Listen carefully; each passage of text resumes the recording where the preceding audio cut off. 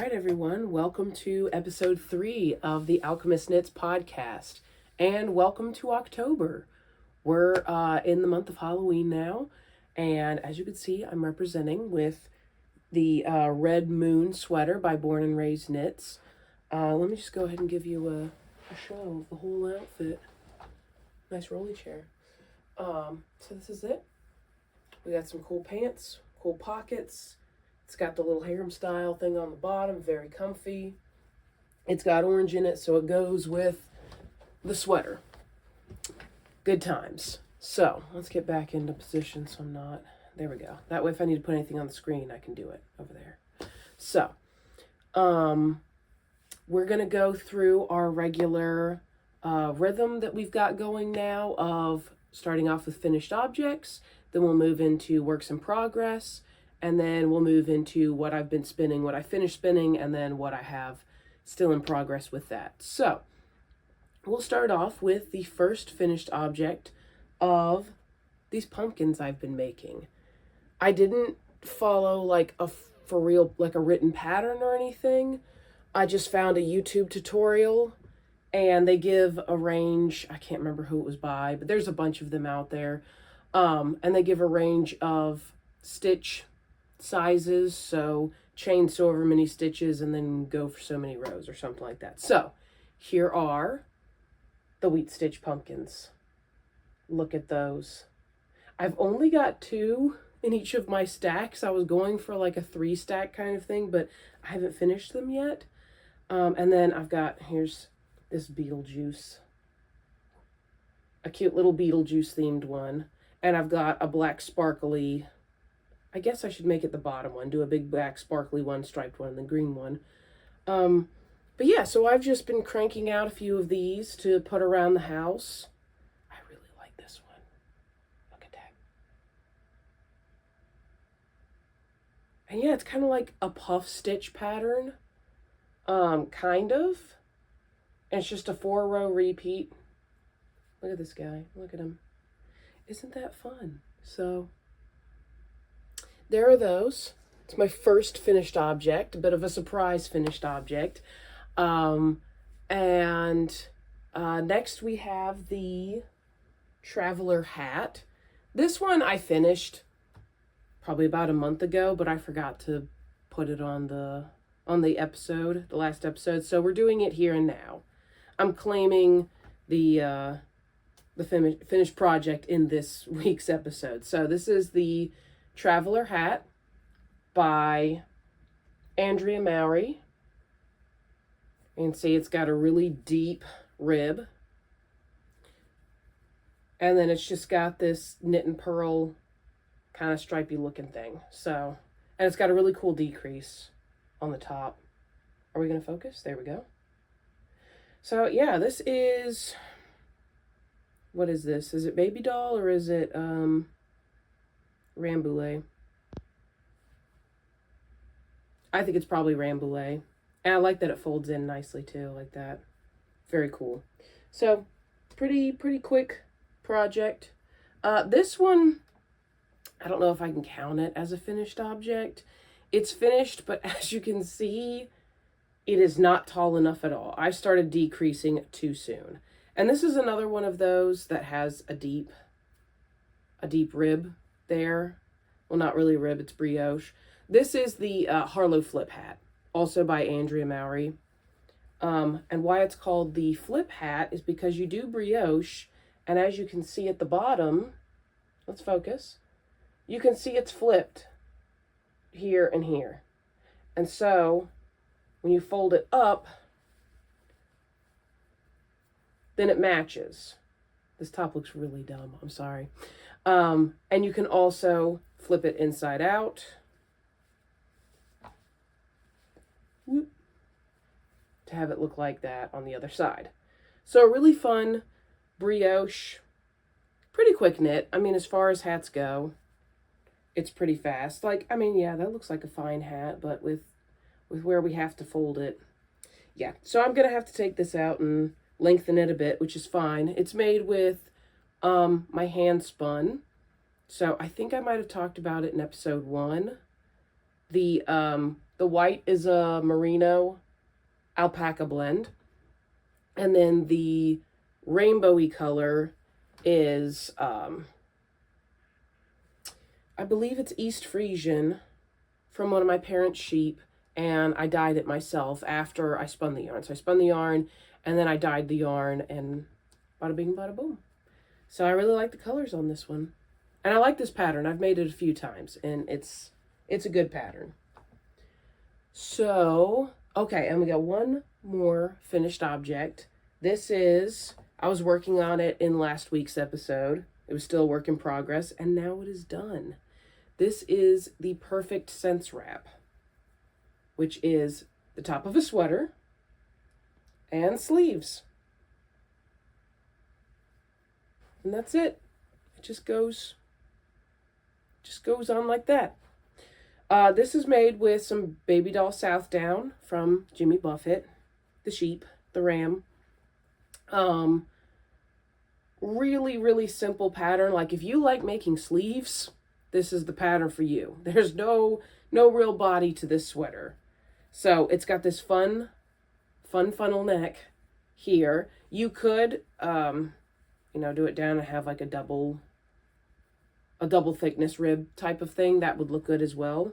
I think the funnel knits are in this year, probably.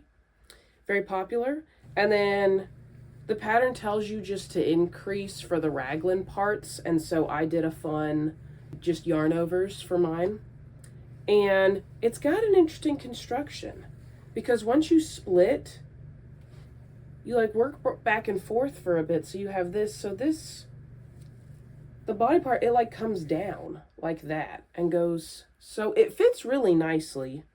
And I really like it. I think it would be a fun way to use up bulky weight hand spuns. Of like you have enough for like a scarf or something like that. Like you have more than for a hat, but you don't have enough for a full sweater.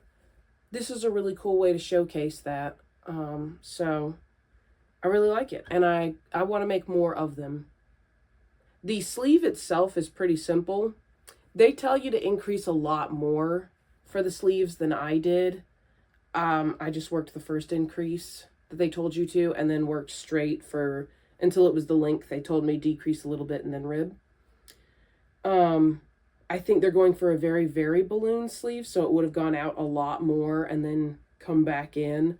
So I just worked straight through for mine after the first little increase joining in the round here. Didn't increase and then went straight down.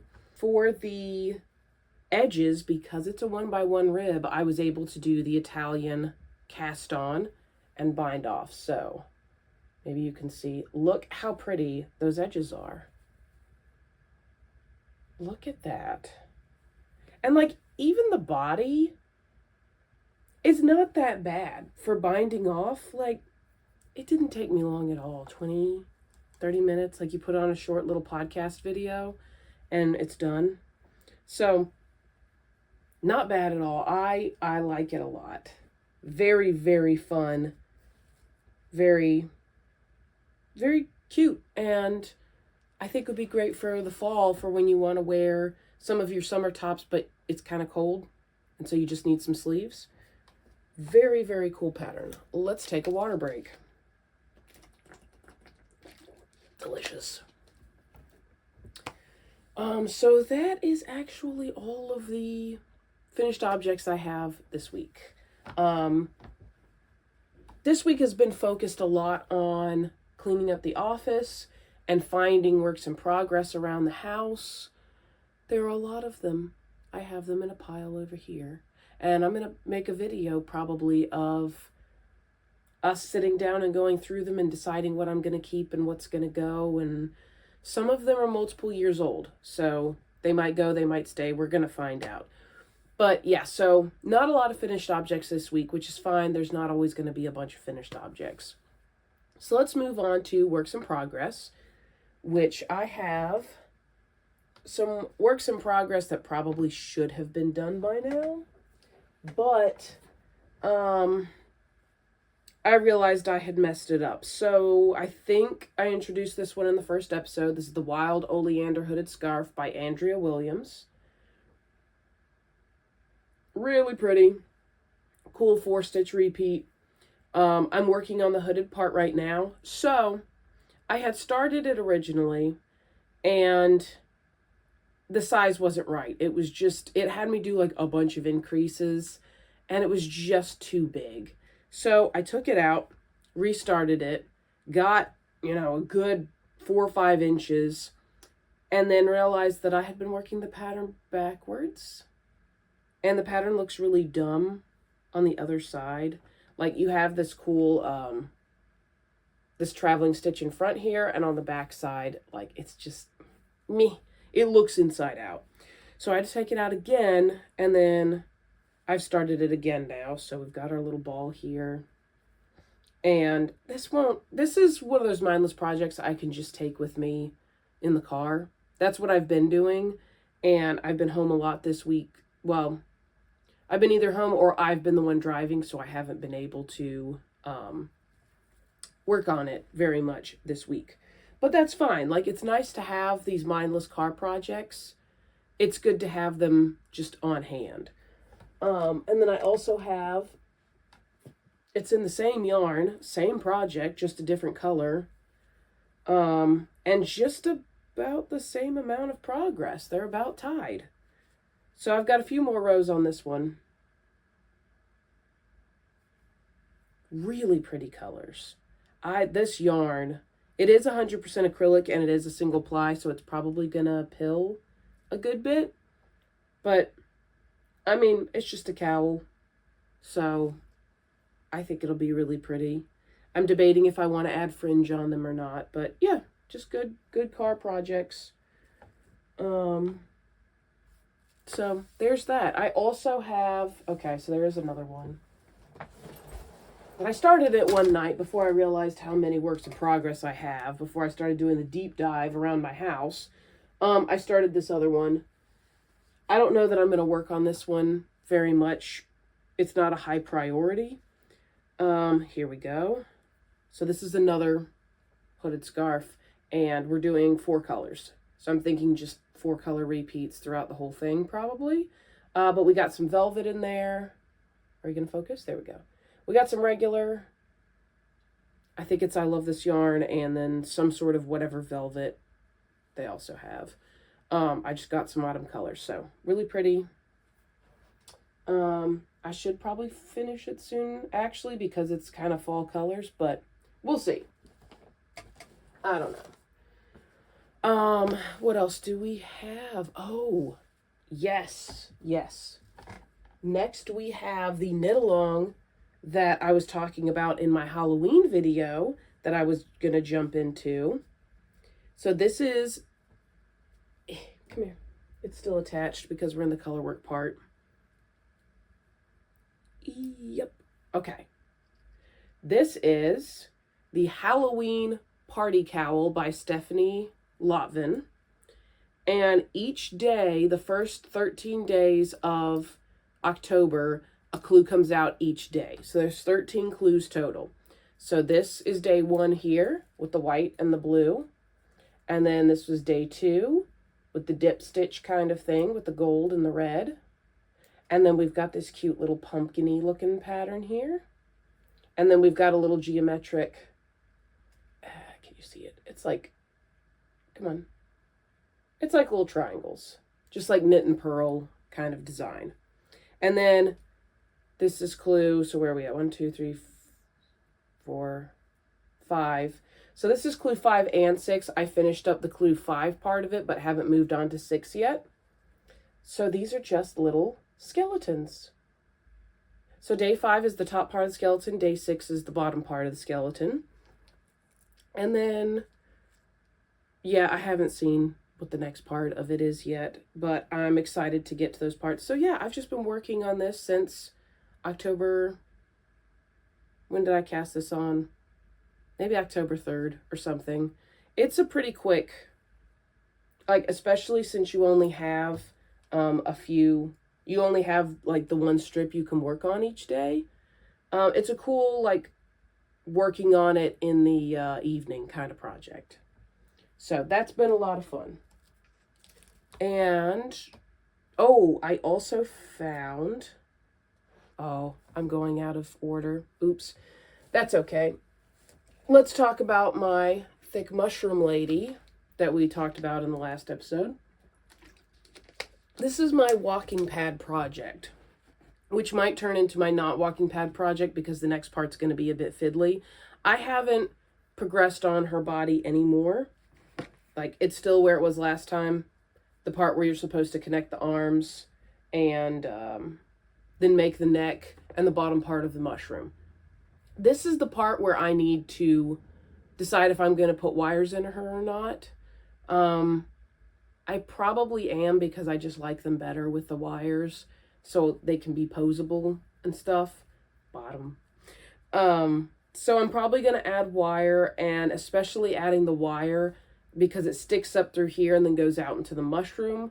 It makes it really finicky, and I don't want to deal with that while I'm on the walking pad of watching out for wires and trying to add arms. So I'm going to need to find a new walking pad project. Actually, the hooded scarves might become my walking pad project because they're pretty lightweight and I can just go. Pretty mindless. So that might be a thing. What I did do on the walking pad last was make the top of it. So this is going to be a velvety, I'm making it out of a velvety yarn. Oh, look at that color combo. There we go. Focus on that, please. There we go. So this is going to be the topper. It is so soft. She's going to be like the bougiest thick mushroom lady. I haven't decided if I want to leave it plain or if I want to add brown velvet spots on it. I might add the spots just because I think it'll add to it. So this top part's done. I just need to finish up the body, do the bottom part of the mushroom, and then attach it, and she'll be good to go. So she's fairly close to being done. The only reason I haven't finished her is because I was trying to keep her 100% a walking pad project, and I just have to accept that that's not going to happen with this next part. So that's okay. So now I can just go ahead and finish her up and call her a finished object and put her somewhere around the house or put her in my shop. I don't know which one I'm going to do yet. So there's her. And then the last work in progress that I'm going to show is I found the pieces, more pieces for more Ragdoll Cynthias. So I had misplaced them and I couldn't find where they were because I was wanting to make more of them, but I finally found the pieces. So this one I'm really excited about. I've only got the arms done so far. I have these really cool beads that are like this red and brown sort of thing. And then I have this yarn that's 100% cotton and it looks kind of like a porcelain doll. So that's kind of the vibe I'm going for, is like a porcelain doll ragdoll. And this pattern's by Red Bunny Crochet. I don't think I mentioned that yet. So I'm glad to have found those pieces. I do have a problem. I ran out of this yarn. So this one also has these really cool beads. Come on, let's focus. Don't focus on my arm, please. Focus on my hands. Here we go. There we go. So this is like a sock yarn. It might be like a cottony kind of sock yarn. And all I got to was like her head. And that's where I left off with it. So I have a leg, an arm, and a head.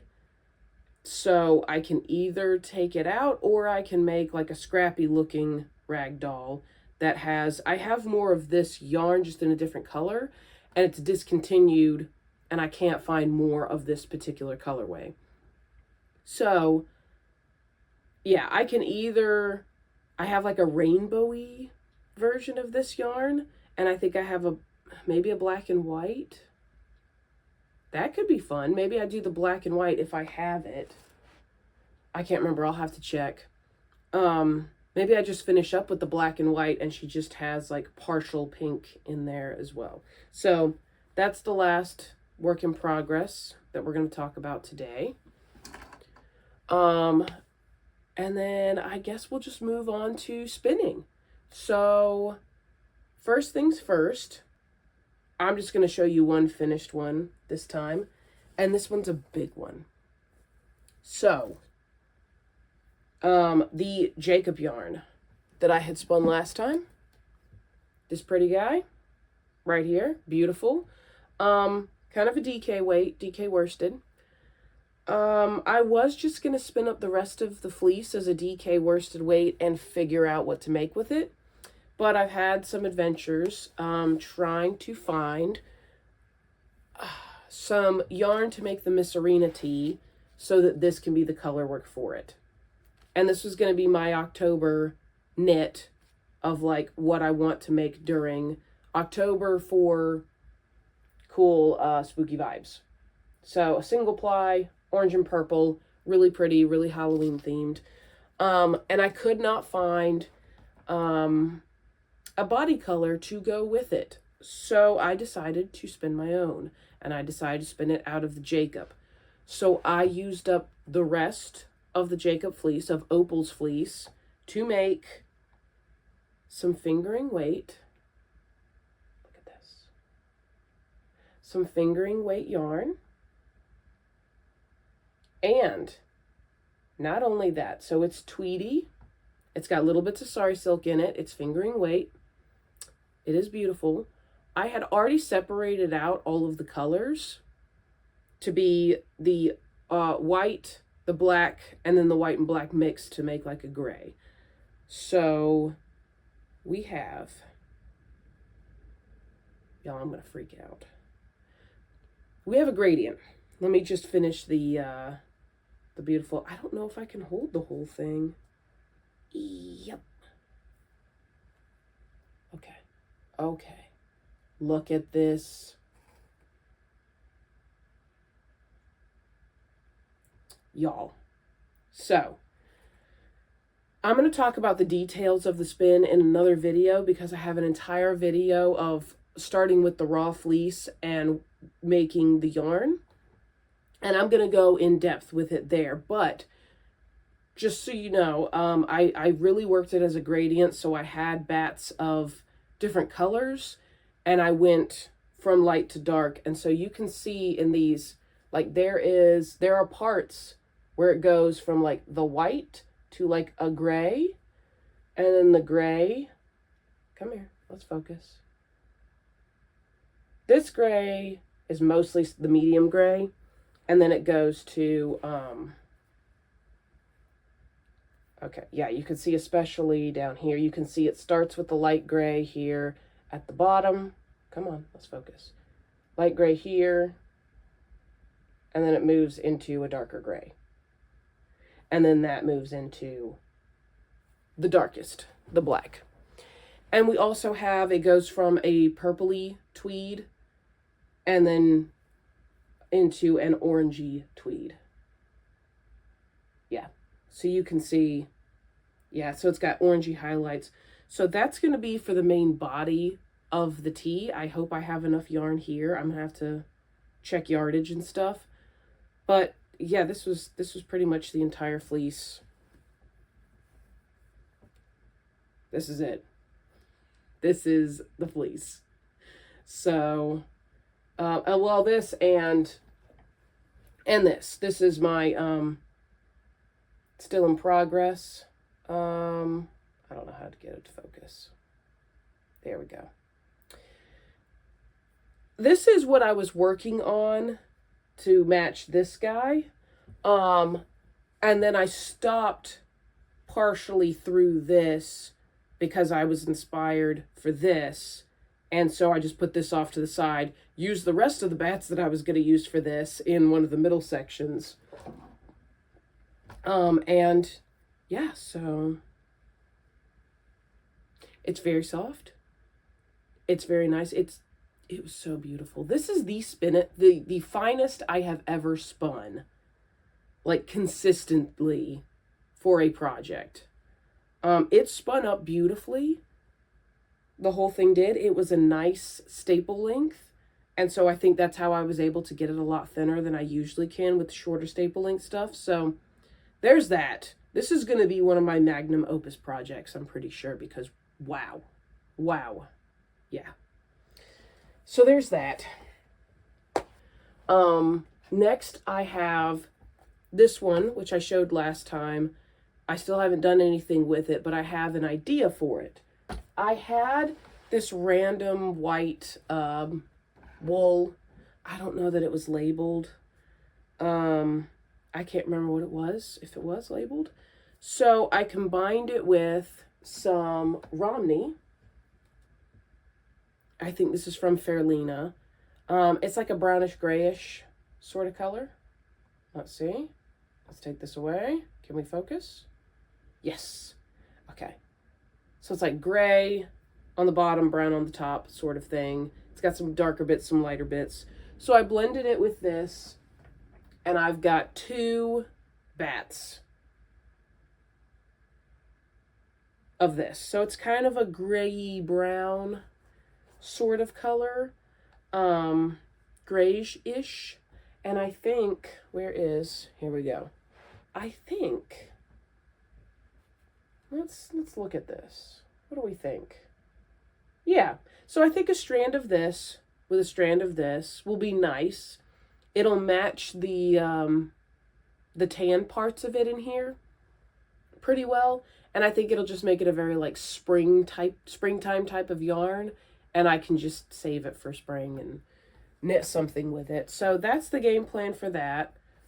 Hopefully it'll be enough yarn. I'm planning to do it pretty thin so I can get that yardage for it and to not bulk this yarn up too much. So that's the game plan for that one, to get it off the bobbin. And then I have an idea for another spinning project for the Kushu top, the knitted Kushu top by Mesa Tamakawa. So I made the crocheted version, and they also released a knitted version of it. So I'm planning to spin for that. It's going to be another fingering weight yarn, and I need about 1,500 yards of it to make the size 3. And to make it like extended length, kind of, because I want it a bit longer with the ability to pull it up and make it cropped if I want to.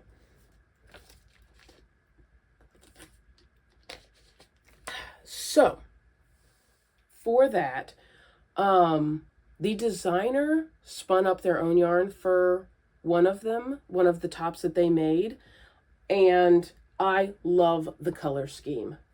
It is white and green and brown and black and gray, and like just, it looks like a forest kind of. And so I had previously taken some of Fairlina's wool, the gray one, and then I think it was Valerian's, was a solid white ram. I took some of his white fleece and dyed it green. So we've got this bright neon kind of grinchy green. And then with Fairlina's, it turned out kind of more of a mossy type green. So I have multiple bats of this. I just dyed up a pot of it, so I have like 3 or 4 of each of these. So I'm wanting to combine that with some white, maybe some regular brown, some black, and just sort of not have it too blended, like have those long stretches of color, so it's kind of stripy a little bit. And yeah, so I want to spin, now that I've proven to myself that I can spin a fingering weight consistently across multiple skeins, I want to do the same thing. That was Romney, by the way, Romney fiber. And so I kind of want to blend it with something to give it a little bit of body, because Romney is very drapey. And so I don't know, I need to look at my colors that I have. I'm tempted to put alpaca in it, but alpaca is really itchy on me. I'm not like full on allergic, but it is itchy. So I don't know that I want to do that, but it could give it a fun halo and give it that mossy look. So I'm torn. I'm still thinking on it. I'll let y'all know when I figure that out. But that's my next big spinning project. And I think that concludes everything. I think I showed you everything I'm working on. Oh, I do have, this is another quick work in progress. I'm making some gloves to put in my shop. They're just little spider gloves. They just have a simple spider design on them. I need to finish the thumbs on. I have like 4 of these that I need to finish the thumbs on. So that's a fun little project. And that's it. That's all we got for this week. So thanks for tuning in, and I guess I'll see ya.